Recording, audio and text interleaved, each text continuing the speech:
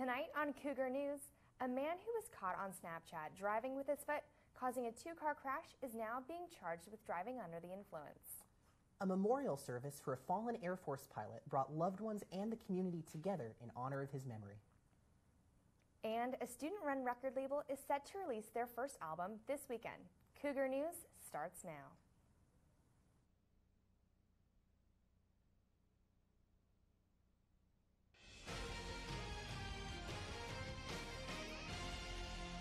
This is Cougar News.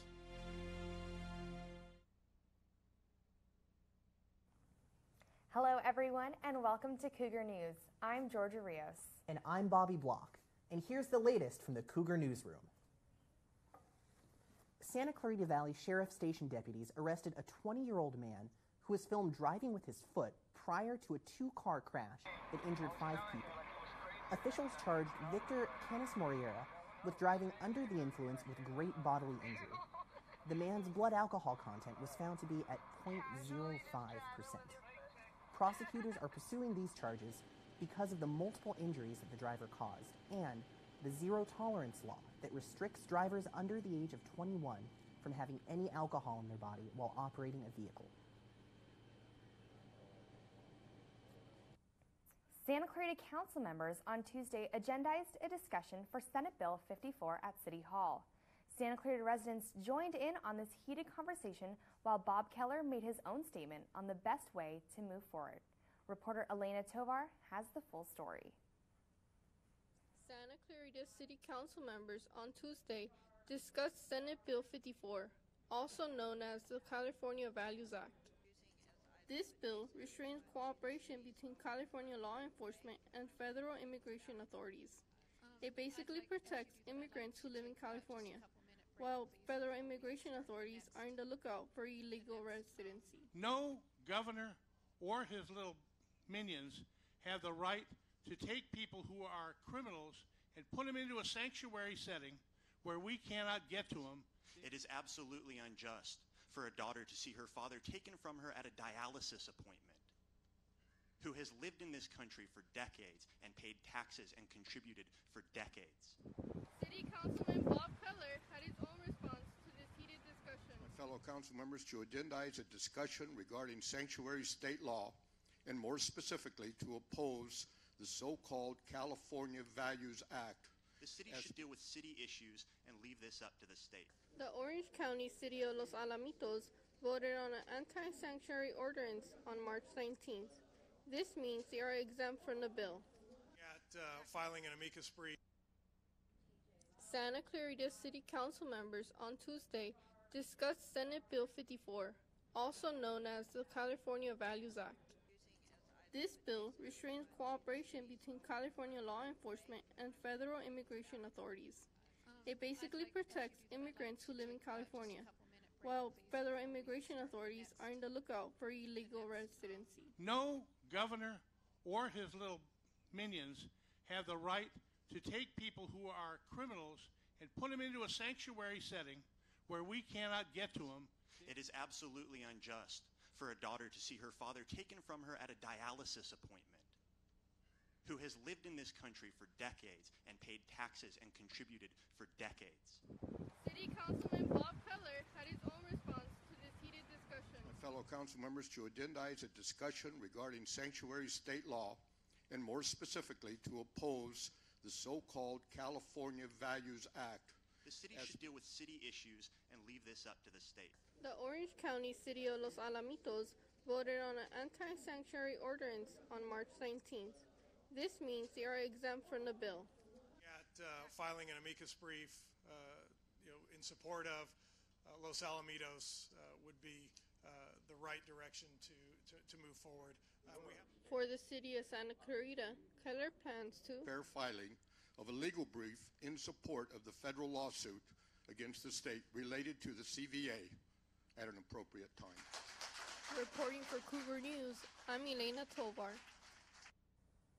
With Fire Station 104 relocating on Golden Valley, the concern of an emergency response may leave locals worried. Jaylene Aguilera gives us a look. First responders. They are the first people we depend on in an emergency situation. With 16 fire stations scattered within Santa Clarita, Station 104, located on Golden Valley Road, will be relocating on Newhall Ranch Road and Golden Valley Road. With 104 temporarily staying at Station 150, it brings many local concerns about how early of a response it will take for Station 104 to arrive at the scene.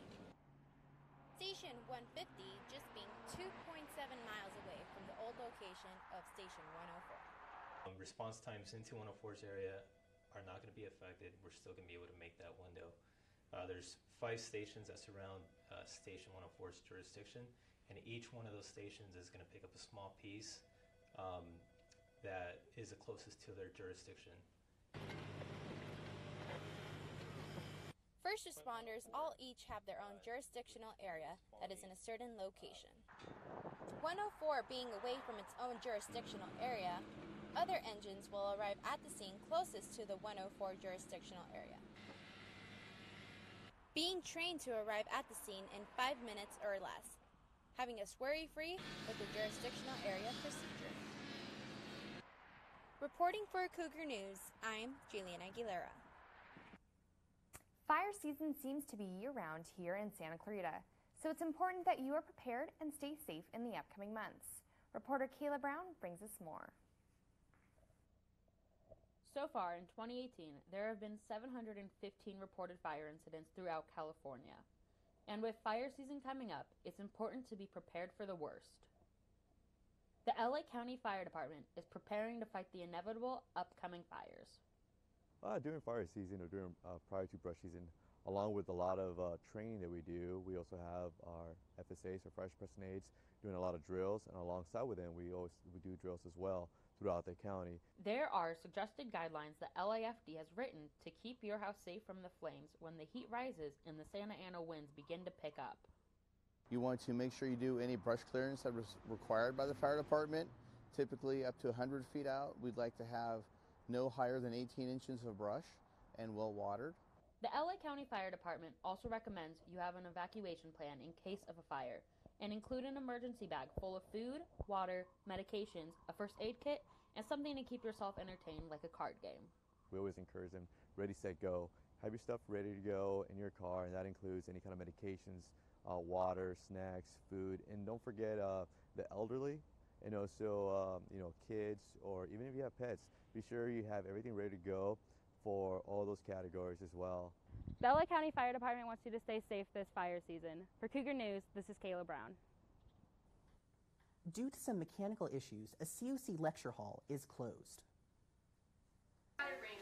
During a recent gun control town hall in Boykin 105, a man fell after the seat collapsed under him. Boykin 105 is one of the oldest buildings on campus and is in dire need of repair. The man is okay, but the classroom is now closed for renovation. Last Saturday, you may have heard loud aircrafts above, but what were they for? Deani Ellis and John Nathaniel takes you through the memorial service for Stephen Del Bagno, the Thunderbird pilot who was tragically killed in an aircraft crash.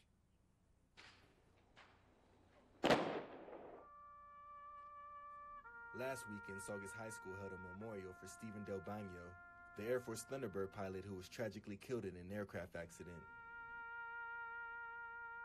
Family and friends came together to celebrate the great times they had with Bagno. He was a great guy. He instilled, he took all the things that his parents taught him, and what a testament to you guys. Close friends spoke about the good times they shared and was able to even get a laugh out of the crowd. And he looks around and he says, listen, we need to be good ambassadors. We need to get out of here right now. It's 2 a.m. and we started climbing Mount Fuji, and we were very drunk. But when his father spoke, the passion and love that he had for his son was evident. These are his brothers that he reached the pinnacle. He got to be a Thunderbird with. The memorial started at 4:44 p.m., and the crowd was filled with 4 balloons. Why was this number so significant? Why do we talk about 4s? Just for the record, his birthday is in April. It's the month 4. day of the accident, it was the day 4. You look at the Thunderbirds, he was a slot pilot. He was number 4. Bagno died doing something he loved, and for that, he will forever be saluted. For Cougar News, I'm John Nathaniel. As festival season is among us, many are making their way to the desert. But with the large crowds attending, what are the precautions being taken to keep concert-goers safe? Cougar News reporter Audrey Hickson gives us an inside look. The annual Coachella Valley Music and Arts Festival took place this past weekend. Popular headliners such as The Weeknd, Beyoncé, and Eminem attracted more than 200,000 guests in attendance for Weekend 1. With Weekend 2 approaching, crowds are projected to match those numbers. In light of the shooting at the Route 91 Harvest Music Festival in Las Vegas last year, Coachella is amping up their security with the assistance from drones for the first time in the festival's history. Following FAA rules, the drones are not flown over the crowds or cars, but around the perimeter of the festival. The use of drones will allow police to spot a threat much faster from an aerial view than they would on the ground. Drones are not the only security measure in place, but a heavy police presence as well. I do feel safe after I've been here because when I was first coming, I was a little nervous about everything that's been going on in the world, but now that I've been here, I feel a lot safer. Attendees must walk through metal detectors and scan their wristbands containing a chip to monitor entrances and exits, as well as their personal belongings and bags searched upon entrance. Day 1 and day 2, security wasn't as tight as I definitely thought it was going to be, especially everything that's been going on. I thought that it was going to be a lot tighter. But today on day 3, they definitely were patting everybody down. They were thoroughly checking everybody's bags. Horses and canine patrol units are used to thoroughly check cars in and around the campsites. For Cougar News, I'm Audrey Hickson. Sad news this week as we mourn a national icon. Kayla Brown has the details. Barbara Bush, former First Lady to President George H.W. Bush, passed away yesterday at the age of 92. Barbara was always willing to express herself as pro-choice, despite her husband's opposing views. Barbara's position on hot-button issues is what caught the public's attention during her husband's time in the White House. Barbara used the weight of the family name to develop the Barbara Bush Foundation for Family Literacy, a nonprofit that helps the country become a more literate nation. Barbara was the oldest living First Lady following the death of her friend Nancy Reagan. The last body from a family of 4 that has been missing for the past 2 weeks was recovered Monday afternoon. The Thathopoli family was reported missing after they never arrived at a friend's house in the San Jose area. The body of the mother was found on Friday, 7 miles north of the initial crash site. This was followed by the discovery of her husband and daughter's bodies still in their family car, submerged 4 to 6 feet beneath the water in the Eel River in Northern California. No foul play was suspected in their deaths. A Southwest plane made an emergency landing in Philadelphia yesterday afternoon.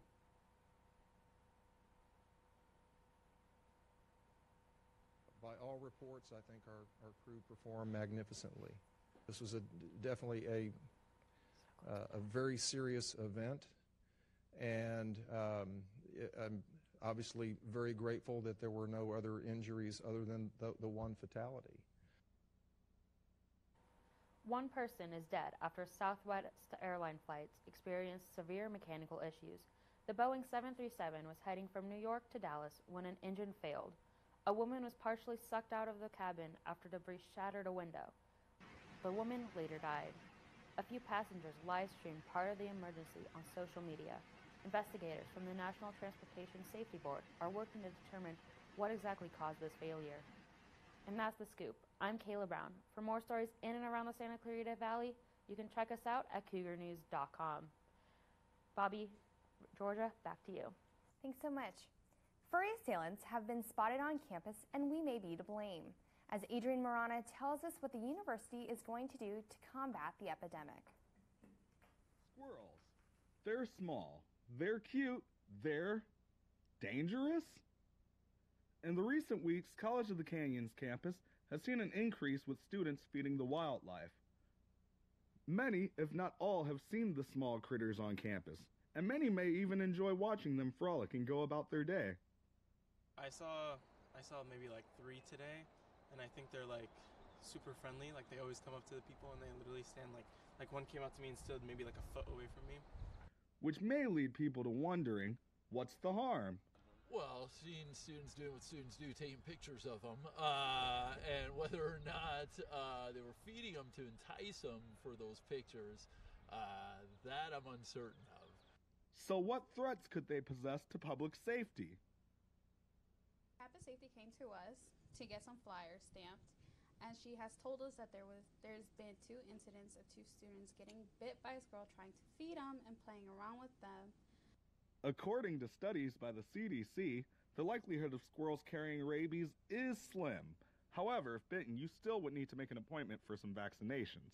I think they had to call the health office or something like that, and they had to get certain shots for it. However, squirrels are not the only problem. In this video taken last year, we can see a group of students feeding a group of raccoons. It all may seem like harmless fun, but can have major effects on the ecosystem. If they keep getting closer, we might have more altercations between students and the squirrels, which would probably be more unfortunate for the squirrels, so hopefully we don't. So when it comes to wildlife on campus, the best bet? Don't interact. Adrian Morinaw, Cougar News.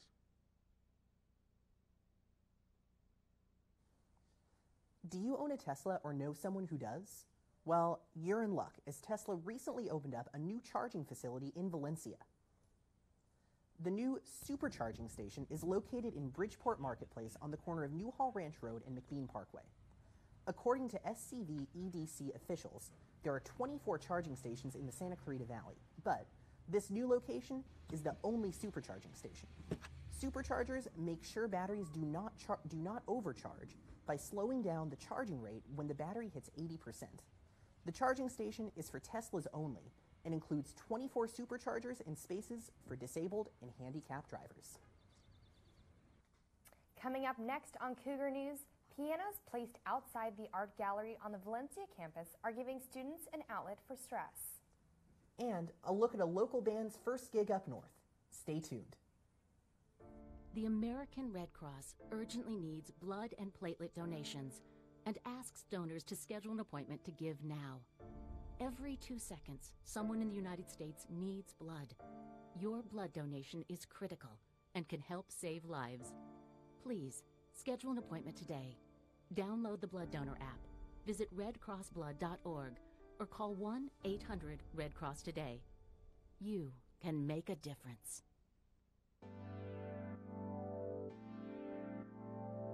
They've been very caring. They care about every single student that's in the class.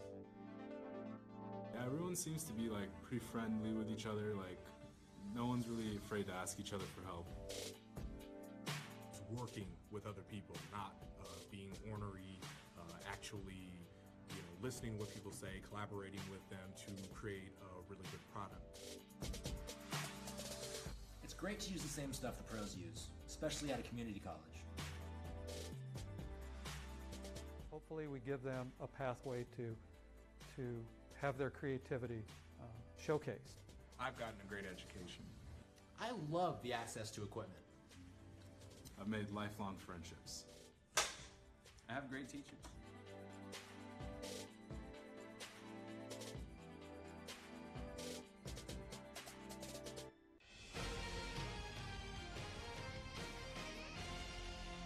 This is Cougar News. When you hear these tunes, you can't help but smile and want to sit down and play yourself. Reporter Michelle Lutz gives us an inside look on the creative idea that started in the Visual Performing Arts Department. You don't really realize people are watching, so it's just like, go for it. 4 decorative pianos are now a stress reliever for students between classes. We rolled the pianos out this morning, and honestly, within minutes, people started coming around. A creative idea that started in COC's Visual Performing Arts Department has now come to life. The the department teamed up with Patron of the Arts, an art support group on COC's campus. They found students working with Rebecca Edwards, who's art faculty, and Mercedes McDonald, other art faculty. And they found art students to design and paint the pianos. And the idea is to put them in public spaces so that people can access art and music all over the campus. Students with many different skill levels took turns to share their tunes. I'm just winging it.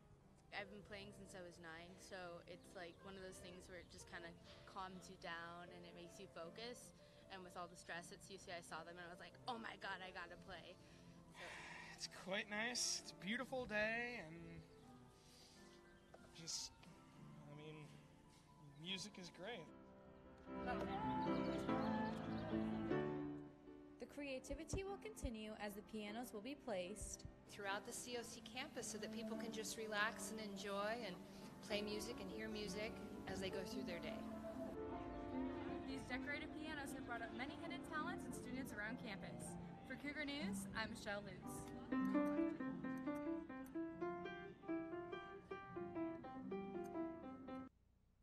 As students showed their musical talent on the pianos, other students had their art displayed in the 22nd annual exhibition. The free exhibit opened yesterday to students and the public and will be open until May 24th. The art gallery is open Monday through Thursday until 4 in the evening and is located on the first floor of Mentry Hall. Students from all different visual art majors ranging from graphic design to digital photography have art displayed. There were over 100 entries submitted by students that were then judged by Larry Hurst, former director of COC's art gallery. Along with the gallery, the pianos will be outside Mentry Hall until May 24th and then spread out around campus for all students to continue to share their tunes. And next we have Jaylene with a little more of entertainment. Thank you, Georgia. How amazingly cool are those pianos, right? COC is one of the only community colleges in the country to have a student-run record label. Hippified Records will have a release party for their first album this week. The album will be available at the event. 3 semesters of hard work from students and faculty have paid off. Monthly showcases at Vincenzo's have been building up to this event. The wait is finally over. I think that this is just a first step. We're going to do another record next year, and we're going to do another record after that, and I see this is a really good business and educational model for the students here. Hippified Records' debut album, Homegrown Volume 1, is here.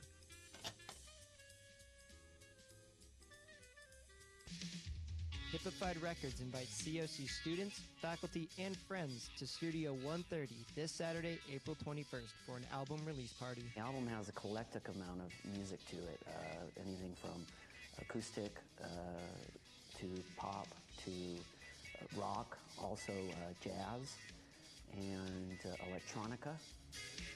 7 COC musicians from the album will be performing from 7 to 9 p.m. This album release party will be part of music and COC history, so don't miss it. Signing off for Cougar News, I'm Nick Adante. It can be difficult for bands in Santa Clarita to secure gigs and tour outside of our city. However, one band of Santa Clarita residents brought their sound to the Bay Area for a show at UC Berkeley. Mauricio LaPlante has more.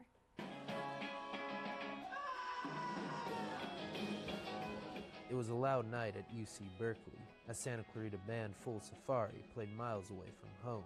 Being in a different atmosphere, performing, it puts you in a different mindset. So I feel more at ease, showing music to people who have never heard it before. Making strangers' feet tap to the beat. It was the first time the band played outside of Los Angeles or Santa Clarita. It was fun to not just play for our friends. It was fun to play for people that have never heard us before and go, oh, this band is cool, or whatever, this band is hot.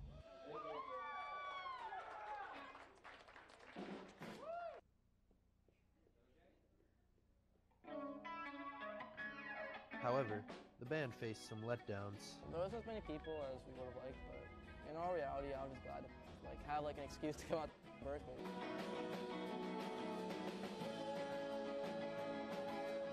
And although Full Safari's frontman sat with his head in hand, Maybe I think about it too much, but I would like a lot of people there. That'd be nice. On the stage, it's with friends he stands. I was happy to make this trip with some of my best friends. A lot of things went right, you know, and I'm very happy to be here. Reporting from Berkeley, this is Mauricio LaPlante, Cougar News. There was a celebration on campus this week as a film co-written by COC faculty member Ron Mita was released on Netflix.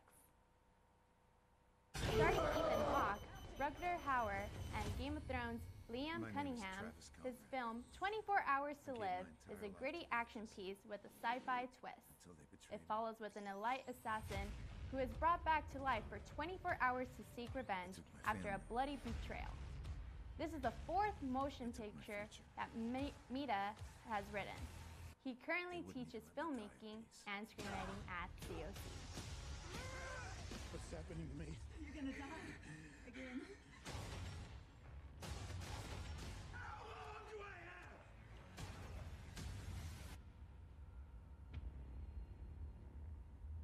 You have less than 24 hours to live.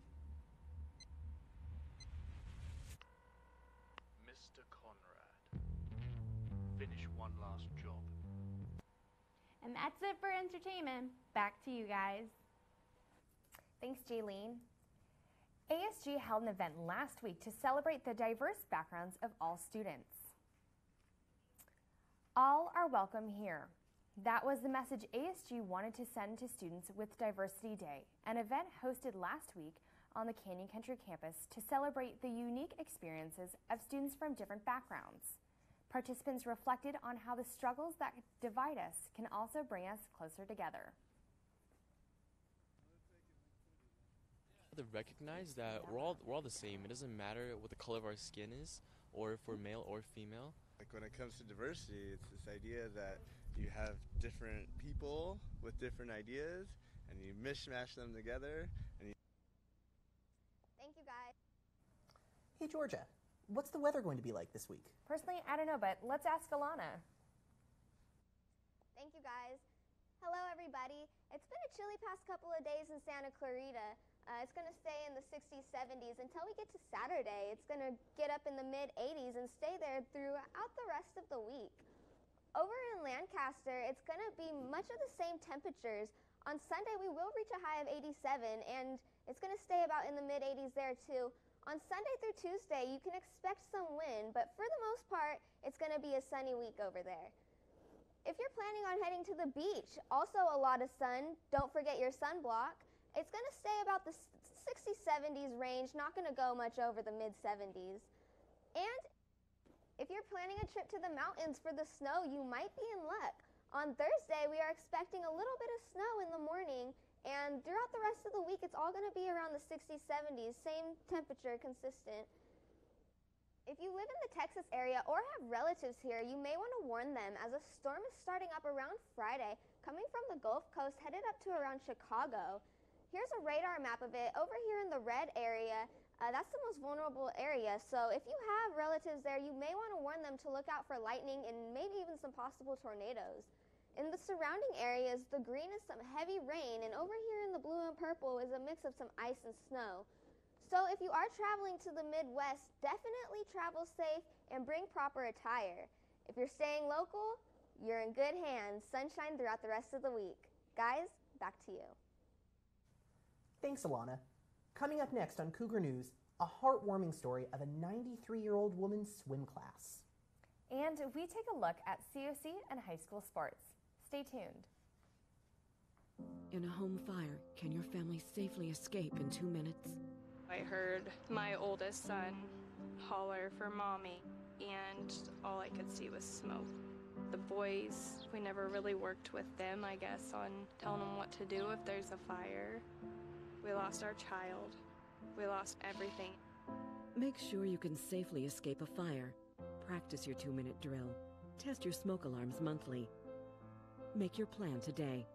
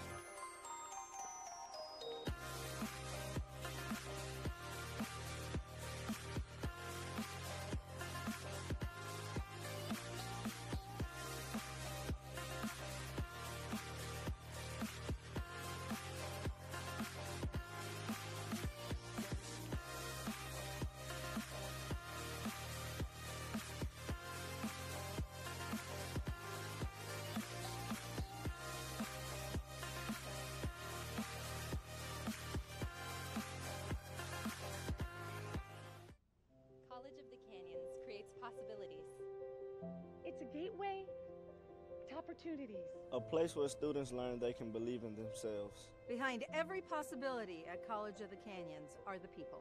Together we focus on achieving success, one student at a time. That focus is a reflection of what we value.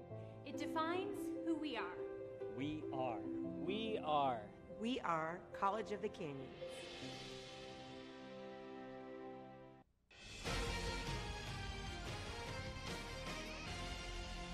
This is Cougar News. Alice Sumner's sewing skills provided her many work opportunities to support her children. This led her to sewing for her community, which sparked her passion to help others. Alice Sumner is 93 years old and is well recognized by her peers throughout the community. However, it did not always start out that way. When we got here, we don't know a sew, and all we have was $40. Sumner was born in Hong Kong, but shortly fled to the Philippines in the United States. Due to World War II, Sumner spent most of her childhood adapting to new cultures and learning how to sew in order to support her family. No help from the government, but we ate one hot dog a day for 2 weeks, but we all survived. Sumner's sewing skill sets provided her many job opportunities to support her children.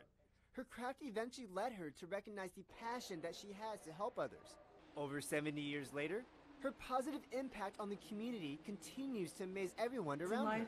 She has a wonderful attitude on her day-to-day living and wonderful advice that she gives people. Every day, Alice sews, crochets, and even makes altercations for her customers. From doilies, kitchen hand towels, to even dresses. Alice can basically do it all.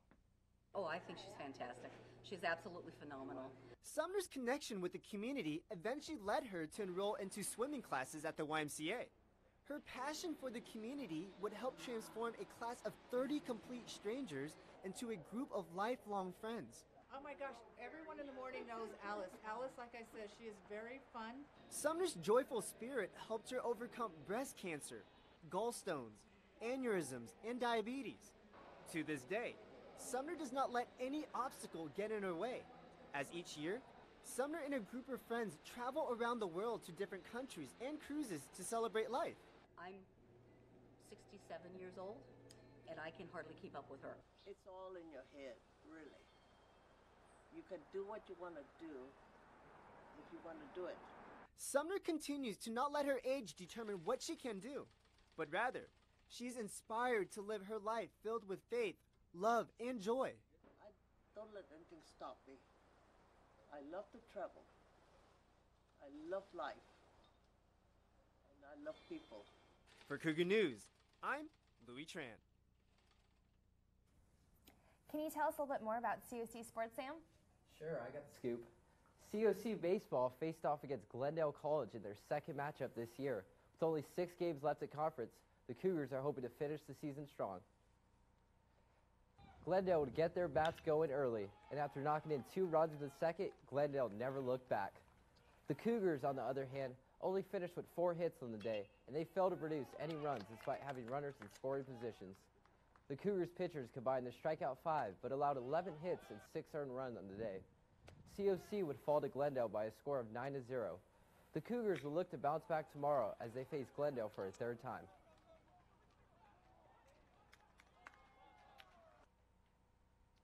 Hart and West Ranch went head-to-head in a Foothill League battle. Both teams came into the game with a 4-1 league record, and with both teams tied in first, the stakes were high in this one. Ryan Curlone's blooper to center field would bring in a run for the Indians and extend their lead 4-2 over the Wildcats in the 5th inning. On the mound for the Indians, Bryce Collins struck out 9 and allowed 2 earned runs in 6 innings. West Ranch pitcher Trent Bird would come into the game in the 5th inning to limit the damage for the Wildcats. Going into the final inning down 4-2, the Wildcats began their rally. The Indians would make an error attempting to get a runner out at second base. The Wildcats would capitalize on the error, bringing in a run off a bases-loaded single. Evan Gelati would end the game hitting a walk-off single to defeat the Indians by a score of 5-4. A duel in the pool. No one does it better than Heart of Valencia.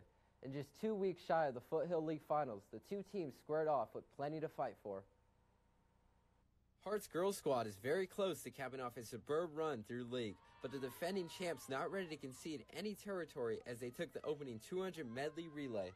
But it took only moments for the Hart boys to restore order as Dawson Waggy finished off the boys relay with the win. On to the girls 200 IM, an easy trip for Valencia's Isabel Damier as the Vikings went 1-2 in the event.